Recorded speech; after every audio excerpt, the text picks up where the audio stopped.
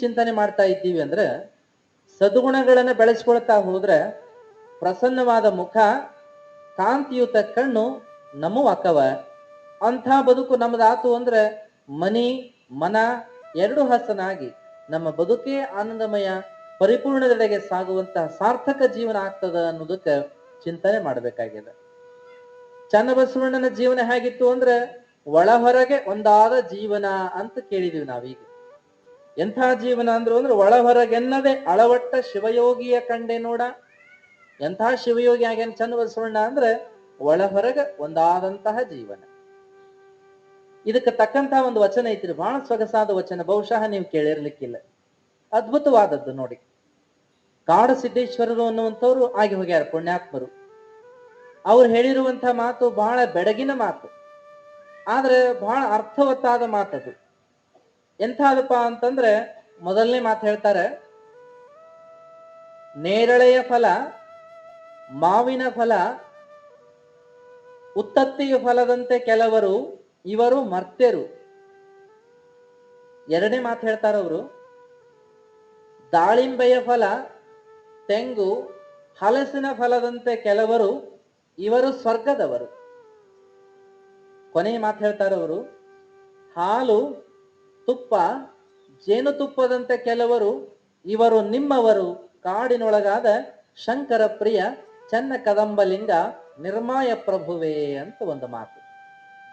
ಇದನ್ನು ಓದಿದ್ರೆ ನಮಗೇನು ತಿಳಿಯಂಗಿಲ್ಲ. ಏನು ಹೇಳಿದ್ರಿ ಇಲ್ಲೇ, ಏನು ಉತ್ತತ್ತಿ ಅಂತ, ನೀರ್ಲಣ್ಣಂತ, ಮಾವಿನಣ್ಣಂತ, ಹಿಂಗಿರೋರು ಜಗತ್ತಿನ ಜನ ಅಂತ. ಎರಡನೇದು ಹೇಳ್ತಾರ ಅವರು, ದಾಳಿಂಬೆ ಹಣ್ಣಂತ, ಹಲಸಿನ ಹಣ್ಣಂತ, ತೆಂಗಿನಕಾಯಿ ಅಂತ ಹಿಂಗಿರೋರು ಸ್ವರ್ಗದವ್ರಂತ. ಮುಂದೆ ಹೇಳ್ತಾರವರು, ಹಾಲಿನಂಗ ತುಪ್ಪದಂಗ ಜೇನುತುಪ್ಪದಂಗ ಇರೋರು ನಿಮ್ಮವರು ಅಂತ ದೇವರಿಗೆ ಹೇಳ್ತಾರೆ, ಕಾಡಿನೊಳಗಾದ ಶಂಕರ ಪ್ರಿಯ ಚನ್ನ ಕದಂಬಲಿಂಗ ನಿರ್ಮಾಯ ಪ್ರಭುವೇ ಅಂತ.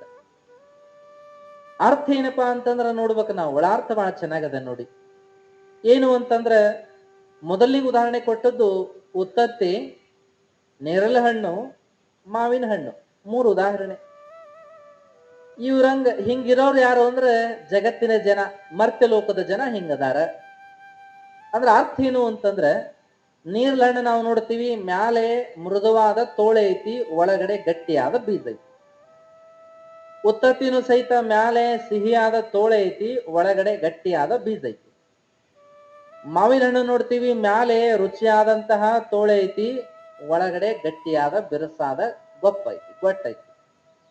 ಈ ಮೂರು ಉದಾಹರಣೆ ಕೊಟ್ಟು ಹೇಳ್ತಾರ, ಹಿಂಗಿರೋರು ಯಾರಂದ್ರ ಜಗತ್ತಿನ ಜನ ಹಿಂಗದಾರ. ಮೇಲೆ ಚಲೋ ಅದಾರ, ಒಳಗ ಬಿರುಸ್ ಅದಾರ. ಇಂಥವ್ರು ಯಾರಂದ್ರ ಇವರು ಜಗತ್ತಿನ ಜನ ಅಂತ ಹೇಳಿದ್ರು. ಮುಂದೆ ಹೇಳ್ತಾರ ಅವರು, ಉದಾಹರಣೆ ಕೊಡ್ತಾರ, ದಾಳಿಂಬೆಯಂತೆ, ಹಲಸಿನ ಫಲದಂತೆ, ತೆಂಗಿನಕಾಯಿಯಂತೆ ಇರುವರು, ಇವರು ಸ್ವರ್ಗದವರು. ಇವರು ಒಳ್ಳೆ ಜನ, ಇವರು ಸಜ್ಜನರು, ಇವರು ಧರ್ಮವಂತರು. ಅವ್ರು ಹೆಂಗಿರ್ತಾರ ಅಂತಂದ್ರ, ಅವ್ರು ಹೇಳ್ತಾರ, ದಾಳಿಂಬೆಯಂತೆ ಅಂದ್ರ ಮ್ಯಾಲೆ ರುಚಿ ಅದ, ಬೀಜ ಇಲ್ಲ ಅದಕ್ಕೆ, ತೊಗಟೆ ಮಾತ್ರ ಬಹಳ ಕಹಿ ಆಗ್ಯದ. ಇನ್ನು ಹಲಸಿನ ಹಣ್ಣು ಮ್ಯಾಲ ನೋಡಿದ್ರೆ ಬಿರುಸು ಮುಳುಮುಳು ಅನಿಸ್ತದ, ಮರ ಇದೆಂತ ಹಣ್ಣು ಅನಿಸ್ತದ.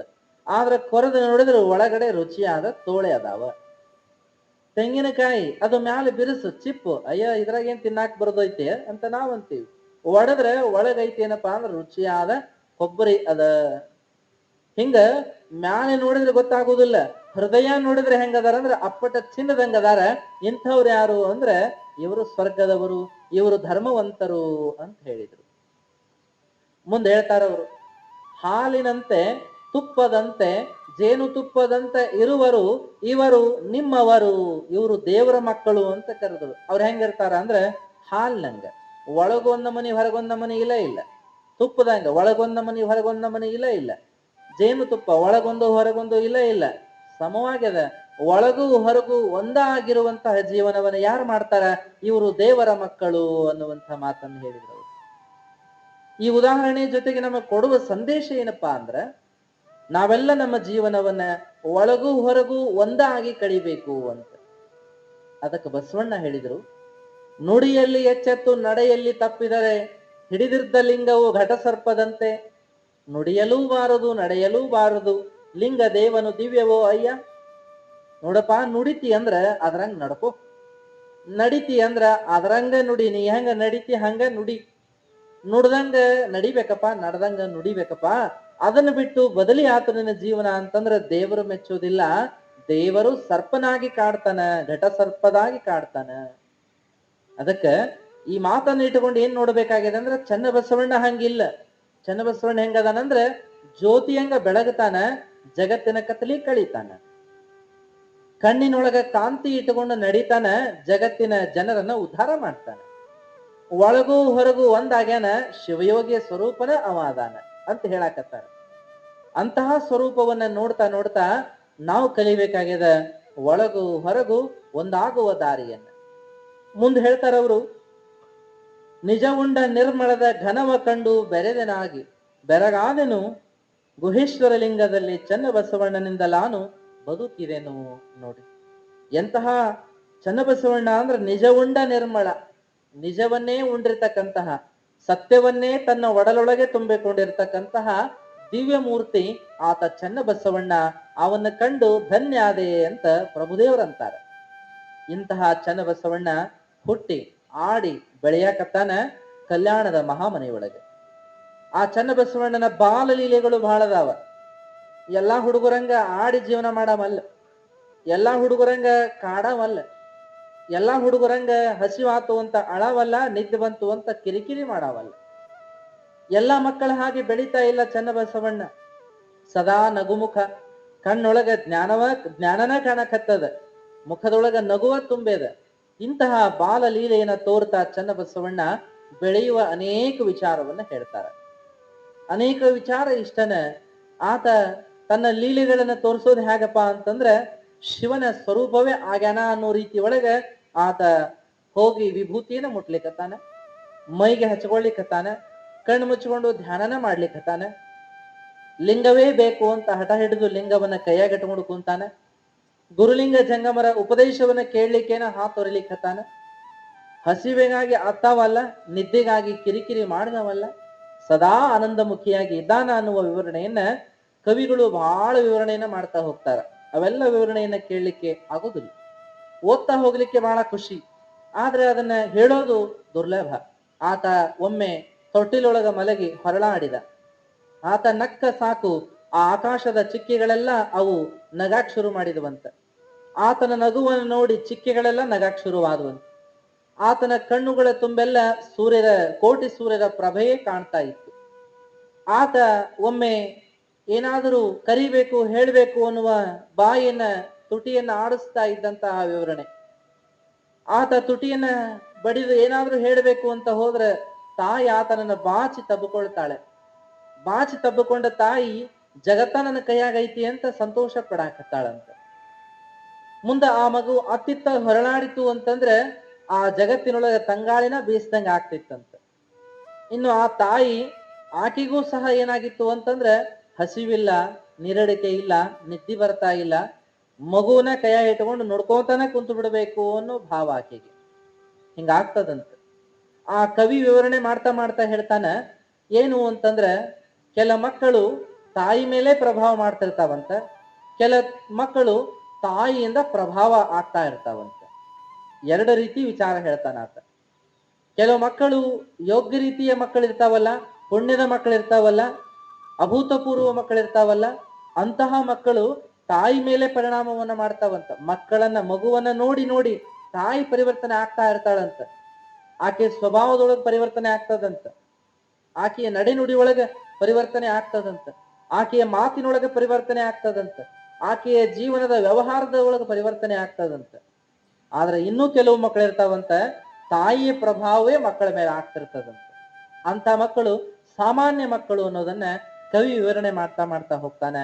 ಅದೇನೇ ಇರಲಿ, ನಾವು ನೋಡೋದೇನಪ್ಪಾ ಅಂತಂದ್ರ ವಿಶೇಷವಾದ ಮಕ್ಕಳು, ಪುಣ್ಯವಶಾತ್ ಹುಟ್ಟುವಂತಹ ಇಂಥ ಮಕ್ಕಳು ತಾಯಿ ಮೇಲೇನೆ ಪ್ರಭಾವ ಮಾಡ್ತಾವ.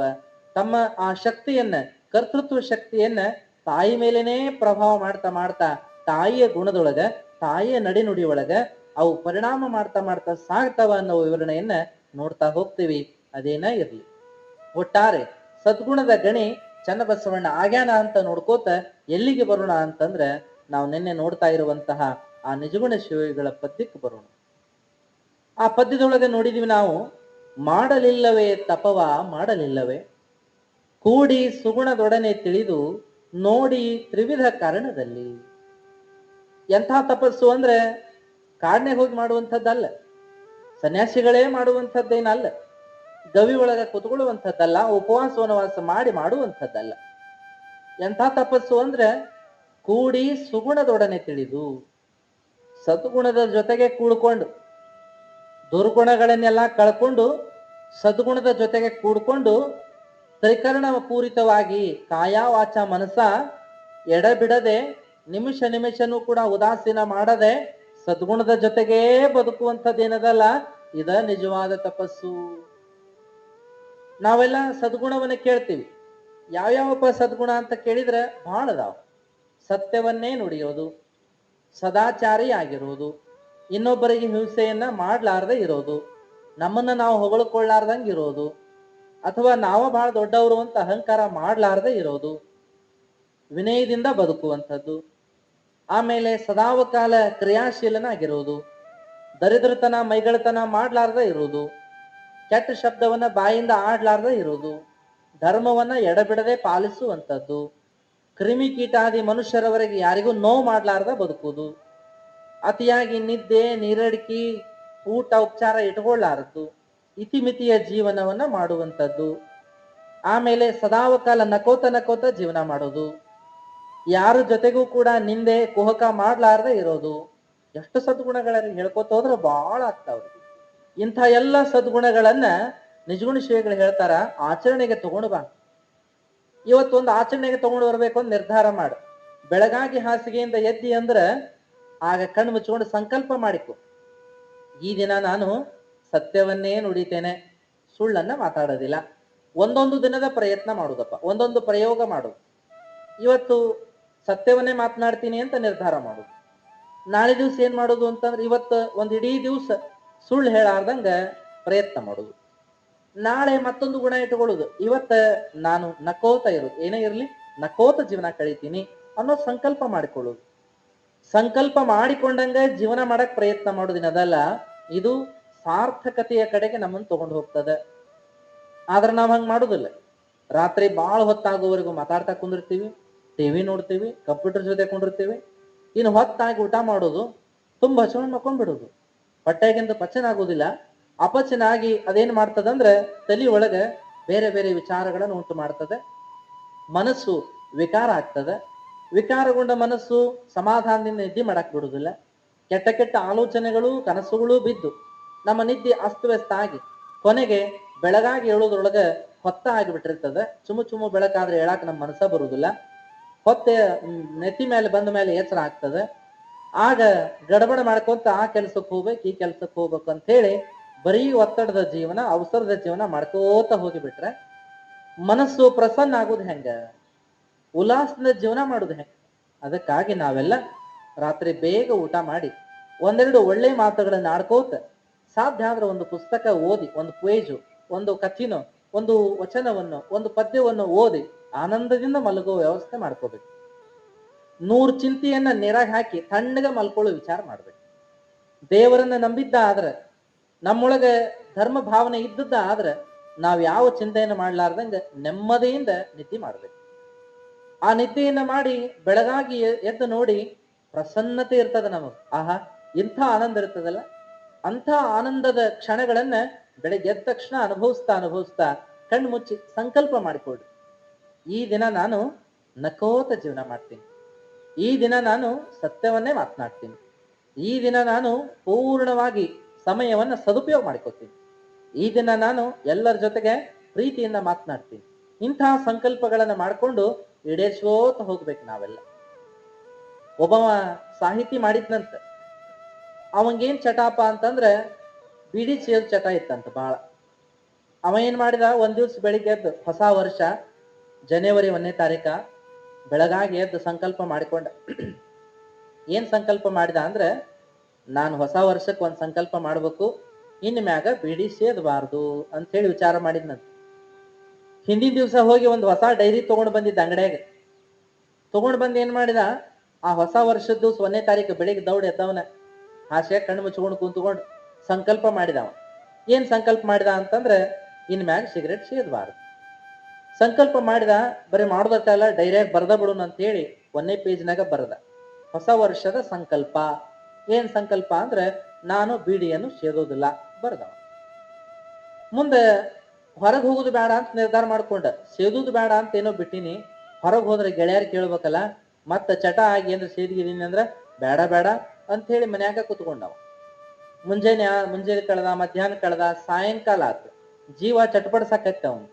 ಏನೋ ಮಾರಯ್ಯ ಮನ್ಯಾಗ ಕುಂತು ಏನಪ್ಪಾ ಇದು ಬಹಳ ಬೇಸರ ಆಕತ್ತಲ್ಲ, ಒಂದೆರಡು ಹೆಜ್ಜೆ ಅಡ್ಡಾಡರ ಬರೋನು ಅಂತ ಹೇಳಿ ಏನ್ ಮಾಡಿದ, ವಾಕಿಂಗ್ ಅಂತ ಹೋದವ ಊರ್ ಹೊರಗೆ. ಅಡ್ಡಾಡ್ಕೋತ ಹೊಳಿ ಬರುವಾಗ ಏನಾಯ್ತು ಅಂದ್ರೆ, ಗೆಳೆಯ ಎದುರಿಗೆ ಭೇಟಿಯಾಗೇ ಬಿಟ್ಟ. ಭೇಟಿಯಾಗಂದ, ಏನೋ ಮರೆ ಬೆಳಗಿಂದ ಕಂಡೇ ಇಲ್ಲಲ್ಲ, ಬಾಬಾ ಅಂತ ಹೇಳಿ ಕರ್ಕೊಂಡು ಹೋಗಿ ಒಂದ್ ಕಟ್ಟಿ ಕುಂತ ಮಾತಾಡ್ತಾ ದಿನ ತೆಗಿಯುವಂಗ ಕಿಶೆ ಕೈ ಹಾಕಿ ಒಂದ್ ಬೀಡಿ ತೆಗದ ಬಿಟ್ಟ. ತಗೋ ಅಂದ. ಅವಾಗ ಅವ ಅಂದ, ಬ್ಯಾಡ ಅಂದ. ಯಾಕೋ ಮರೆ ಹೊಸದಾಗಿ ಹೇಳಕತ್ತೇಲ್ ನೀನ್, ದಿನ ತಗೊಂತಿದ್ದಿ ಸೇತಿ ಹಿಂಗ್ಯಾಕ? ಇಲ್ಲ ಬೇಡ, ನಾನು ಬಿಡ್ಬೇಕಂತ ಹೇಳಿ ಮನಸ್ಸು ಮಾಡೀನಿ, ಬೇಡ ಅಂದ. ಅವಾಗ ಅವ ಅಂದ, ಮಾರ ಏನ್ ಹೊಸದ್ ಹೇಳಕತ್ತಿಲ್ಲ, ತಗೋ ಅಂತ ಅವ ಒತ್ತಾಯ ಮಾಡಿದ. ಅವಾಗ ಇವನ್ ಮನಸ್ಸು ಒಳಗೆ ಚಡ್ಪಡ್ಸಕತ್ತಿತ್ತು, ತಗೊಳ್ಳೇ ಬೇಡ. ಒಂದ್ ಮನಸ್ಸು ಹೇಳ್ತು, ಬೇಡ, ಇವತ್ತು ಬೆಳಿಗ್ಗೆರ ಸಂಕಲ್ಪ ಮಾಡಿದ್ ನೀನೇನಪ್ಪಾ ಅಂದ್ರೆ ಇನ್ಮ್ಯಾಗ ಸೇದುದು ಬೇಡ ಅಂತ. ಸೇದಂಗಿಲ್ಲ ಅಂತ ಸಂಕಲ್ಪ ಮಾಡಿದಿ, ಮತ್ತ ತಗೊಂಡೆ ಅಂದ್ರೆ ನಿನ್ನ ಮಾತಿಗೆ ನೀನ ತಪ್ಪಿದಂಗ ಆಕತಿ, ಹಂಗ್ ಮಾಡ್ಬೇಡ ಅಂತ ಒಂದ್ ಮನಸ್ಸು ಹೇಳ್ತು. ಇನ್ನೊಂದ್ ಮನಸ್ಸು ಹೇಳಾಕತ್ತಿತ್ತು ಬಾಜುಕ. ಏನ್ ಹೇಳ್ತು ಅಂದ್ರೆ ಇನ್ನೊಂದ್ ಮನಸ್ಸು, ತಗೋ ಏನ್ ಹುಚ್ಚದಿ ನೀನು, ಸೇದಂಗಿಲ್ಲ ಅಂತ ಬರ್ದಿದಿ, ನೀ ಸೇದಂಗಿಲ್ಲ ಅಂತ ಬರ್ದಿದಿ, ಮತ್ತೊಬ್ರು ಕೊಟ್ಟದ್ ಸೇದಂಗಿಲ್ಲ ಅಂತ ಏನ್ ಬರ್ದಿಲ್ಲಲ್ಲ, ತಗೋ ಸೇದ್ ಅಂತ ಹೇಳ್ತಿ ಇನ್ನೊಂದ್ ಮನಸ್ಸು. ಅವಾಗ ಇದು ಬರೋಬ್ಬರಿ, ಹೌದ್ ನಾ ತಗೊಂಡು ಸೇದಂಗಿಲ್ಲ ಅಲ್ಲ, ಈ ಮಂದಿ ಕೊಟ್ಟದ್ ಸೇದಾಕ ಏನೈತೆ ಅಂತ ತಗೊಂಡ ಬಿಟ್ಟ, ಸೇದೇ ಬಿಟ್ಟ. ಸಂಕಲ್ಪ ಅಲ್ಲಿಗೆ ಮುಗಿದು ಹೋತು. ಮನುಷ್ಯ ಹಿಂಗ್ ಮಾಡ್ತಾನೆ, ಸಂಕಲ್ಪ ಏನೋ ಮಾಡಿಕೋತಾನ ಚಲೋ ಆಗ್ಬೇಕಂತ. ಎಲ್ಲರಿಗೂ ತಿಳಿತದ, ಸರಿ ತಪ್ಪು ಎಲ್ಲರಿಗೂ ತಿಳಿತಾವ. ಎಲ್ಲರೂ ಜಾಣರದಾರ, ಎಲ್ಲರಿಗೂ ಬುದ್ಧಿ ಅದ, ಎಲ್ಲರಿಗೂ ವಿವೇಕ ಅದ, ಎಲ್ಲರೂ ಓದ್ತಾರ ಕೇಳ್ತಾರ ಅಂದ ಮೇಲೆ ಎಲ್ಲರಿಗೂ ಶಾಣಿತನ ಅದ. ಆದ್ರೆ ವಿವೇಕ ಇಲ್ಲ. ಯಾವುದನ್ನು ಮಾಡಬೇಕು, ಹೆಂಗ್ ಬದುಕಬೇಕು ಅನ್ನೋ ವಿವೇಕವನ್ನ ಕಳ್ಕೊಂಡದ್ದಕ್ಕಾಗಿ ಮನುಷ್ಯ ಜೀವನದೊಳಗೆ ಬಹಳ ದುಃಖಿ ಆಗ್ಯಾನ. ಅದಕ್ಕಾಗಿ ನಿಜಗುಂಡ್ರು ಏನ್ ಹೇಳಿದ್ರು ಅಂದ್ರೆ, ಕೂಡಿ ಸುಗುಣದೊಡನೆ ನೋಡಿ, ಸದ್ಗುಣದ ಜೊತೆಗೇ ಕೂಡ್ಕೊಂಡು ನೋಡಿ ತ್ರಿವಿಧ ಕಾರಣದಲ್ಲಿ ತ್ರಿಕರಣ ಪೂರಿತವಾಗಿ ಕಾಯ ವಾಚ ಮನಸ ಬದುಕಿದ್ರ ಆಗ ನಿನ್ನ ಜೀವನ ತಪಸ್ಸಿನಂತ ಆಗ್ತದ. ಅಂಥ ತಪಸ್ಸನ್ನ ಮಾಡಿದ್ಯಾ ಅಂದ್ರೆ ಸಾರ್ಥಕ ಜೀವನ ಎಂದಾಕತಿ. ಅದಕ್ಕೆ ನಾವೆಲ್ಲ ಸರಿ ತಪ್ಪು ನಮಗ್ ಗೊತ್ತಾಕವಲ್ಲ, ಗೊತ್ತಾದಂತ ಸರಿ ತಪ್ಪುಗಳನ್ನ ಮತ್ತೊಮ್ಮೆ ಮೆಲಕ್ ಹಾಕೊಂಡು ನಾವು ಜೀವನವನ್ನ ಕಳೆದ್ರೆ ಸಾರ್ಥಕತೆ ಆಗ್ತದ ನೋಡಿ. ಜಗಳ ಆಡ್ತೀವಿ, ಏನ್ರಿ ನಾವೆಲ್ಲ ಸಂಕಲ್ಪ ಮಾಡ್ತೀವಿ ಖರೆ, ಆದ್ರೆ ಏನ್ ಮಾಡೋದು, ಮನಸ್ಸು ಕೇಳೋದೇ ಇಲ್ರಿ. ಮತ್ತೆ ಮನುಷ್ಯರಿಪ್ಪ, ನಾವೆಲ್ಲ ಸಾಮಾನ್ಯ ಮನುಷ್ಯರು, ಅದಕ್ಕೆ ನಮ್ಮ ಕೈಲಿ ಸಾಧ್ಯ ಆಗಬೇಕಲ್ಲ ಅಂತ ಹೇಳಿ ಮತ್ತೆ ದುಶ್ಚಟನ ಮಾಡಕ್ ಹೋಗ್ತಾರ. ಹಂಗ ಮಾಡ್ಬಾರ್ದು. ಎಲ್ಲವನ್ನ ಕೇಳಿದ ಮೇಲೆ ವಿವೇಕವನ್ನ ಬೆಳೆಸ್ಕೊಳ್ಬೇಕಲ್ಲ ನಾವು. ಮನುಷ್ಯರದ್ದೀವಿ, ತಪ್ಪಾಗ್ತದ ಸಹಜ.